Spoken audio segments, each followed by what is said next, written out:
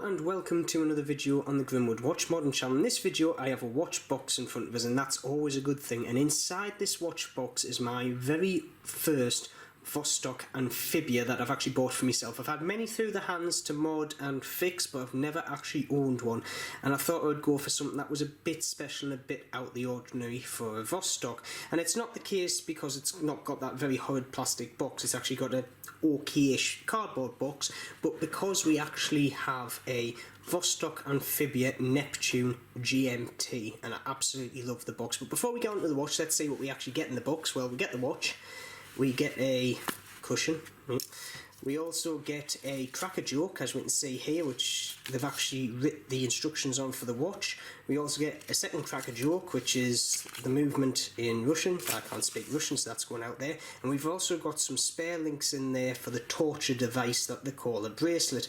But with all that out the way, let's now concentrate on the watch itself. So let's take a look at my very first Vostok Amphibia. Well, we're just going to get a few of the specifications out the way first. So case diameter is 40mm, lug to lug is 45mm, the thickness from top of the crystal to case back is 15mm, give or take, and the lug width is none, because we've got this weird centre lug. The actual strap itself is 22mm, but we'll get into all of that further on in the video. The movement we're actually running in this is a Vostok 2426.02.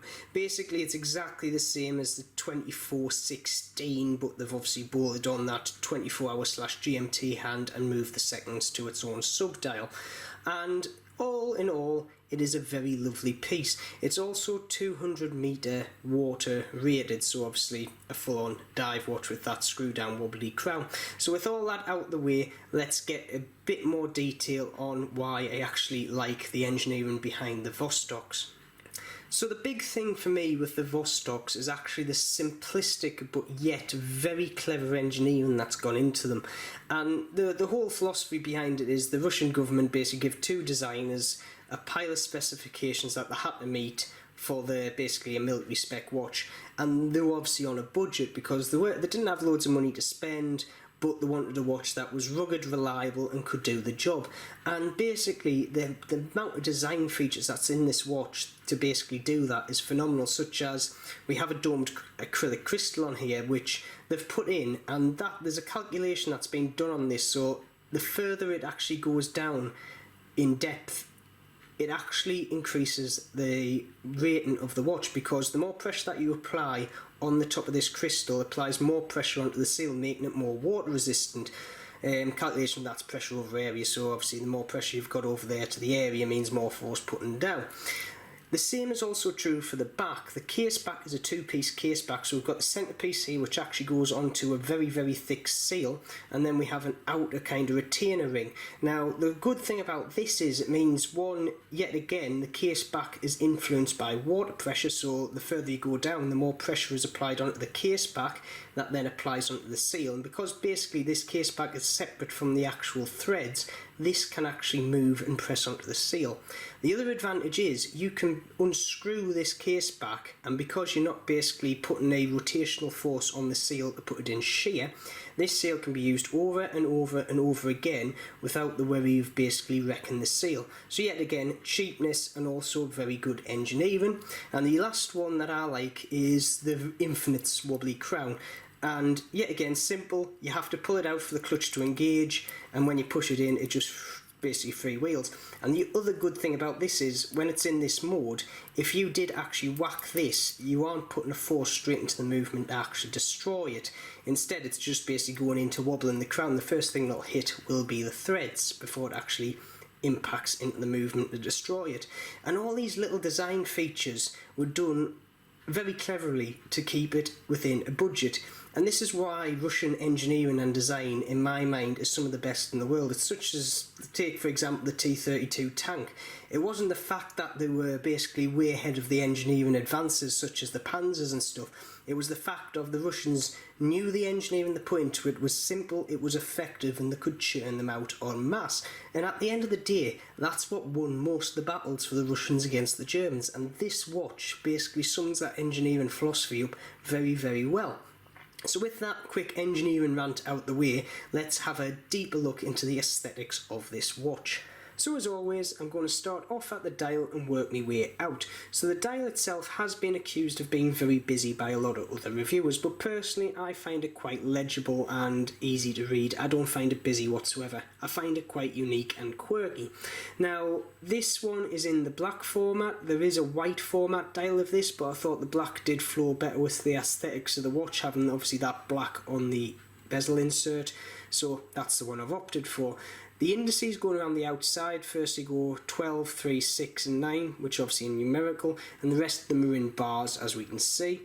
We have this minute track around the outside as well, which is very kind of military, less diver, but hey ho, I do quite like it, and this is obviously mirrored in the second sub-dial as well.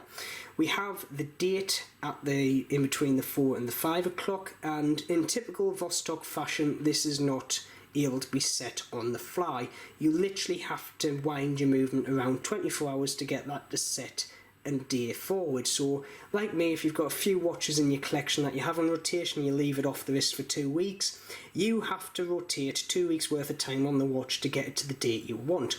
There is a quick way of doing it by basically swiveling the hour hand in between 10 PM and 3 AM, but to be honest, yet again, it's still a lot of faff to do. So if I left this off the wrist for 2 weeks, I would just leave that at the time it was set and ignore it totally and just hope it was actually close enough that I could be bothered to do it. But hey ho, I'm not going to give it points off for that. We then come to the handsets and that sub-dial. Now we obviously have that GMT hand right there in red.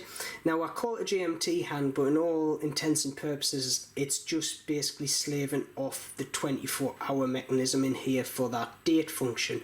So it's not actually a quick set GMT such as what you would get on my Tudor, which also means you don't get a third time zone capability with this watch.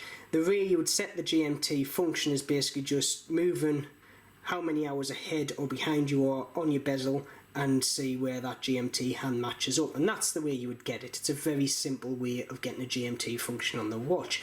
But the problem is, because we've actually slotted that GMT 24-hour hand in there, we've then raised the stack up of the hands even more. And because Vostok liked to use a standard range of cases, that was no good, because if you raised it up, that meant that movement might not have fitted in this case with that crystal. So to get around that, they've just went, nah, we're not going to actually put that minute or the second hand in the centre.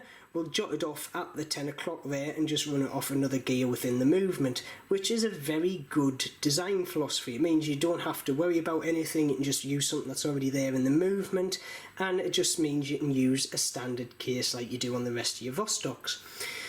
And the other added benefit of this is this movement is actually 18,000 beats per hour, which means the second hand is slightly more jerky than the lot of mechanical movements that are out there that are normally around about 21,600 beats per hour all the way up to 28,800.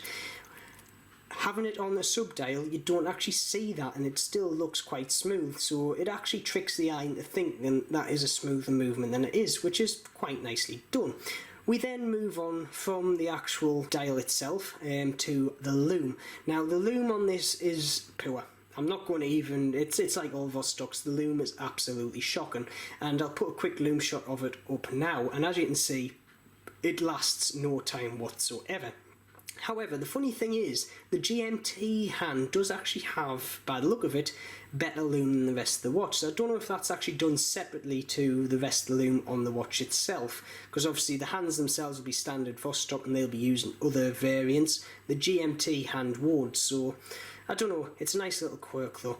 Then from the loom we move on to the bezel. Now the bezel insert is obviously a 24-hour bezel insert. We have a cork design, so we have the red and the black. Very, very nice, very, very standard kind of GMT as you would see on a sub. And that's around about as far as the similarities would get with that one.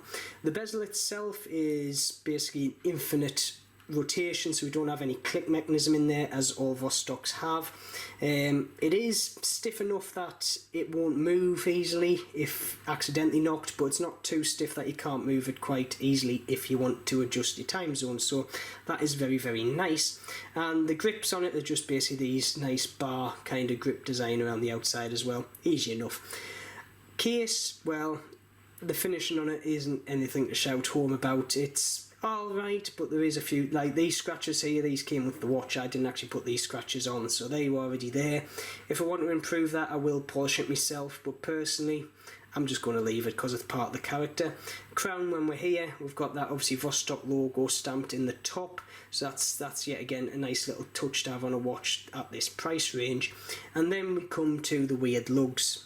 As I said before, you can't fit a normal strap on this watch unless you get the adapters, which I do have coming. But until then, I have had to put up with this, what I would call torture device. Now, being a bloke of my stature, I am very hairy, and this torture device basically just pulls every single hair that you've got on your wrist out in no time. But the problem is, because I want to wear this watch very, very badly, I've put up with it, and as soon as these adapters come, this is getting put in the bin, this is getting actually scrapped. I've got it on good authority as well that the Russians use this as a torture device on enemies of the state, and the SES actually shave their wrists, so if they do get kind of put in front of this torture device, it doesn't affect them as much, but I can guarantee it would still cut their wrists to shreds. We then come to the lovely buckle. And I'm saying lovely very sarcastically because it's absolutely poor. And as we can see, look at the bend radius of that. Somebody's just come along and just went, oh, needs a bit more bend on that, and just basically bent it over the knee. It's absolutely horrendous. And trying to get it to shut. Oh, it's shut there. It is absolutely horrible. So if you do get a Vostok, I do applaud you to just get rid of the strap. Don't even bother taking the plastic off. Just chuck it in the bin, stamp on it, run over it with a tank. It's just absolutely horrendous. But the rest of the watch is very, very good. And with that, I will actually quickly show you the case back as well, which is very nicely done. We've obviously got that trident there, and obviously Neptune in Russian, just unwritten the specifications of the watch in Russian around the outside. So overall, the watch itself, I'm going to ignore the bracelet because that's absolutely shocking, but the watch for 93 quid is an absolute steal, and I love it. This is not going to be my last Vostok by any means. So with that, I'm going to leave the review there. Do you like Vostoks? Do you think they're a good watch, or do you just stay clear of them? Please put in the comments what you think of this watch and just Vostoks in general, because I would like to know. And if you have liked this video, please subscribe and also hit that bell button for notifications when I do put videos up. There'll be many more to come, such as this lovely seagull here will be getting reviewed soon. And as always, keep safe, and I shall see you soon.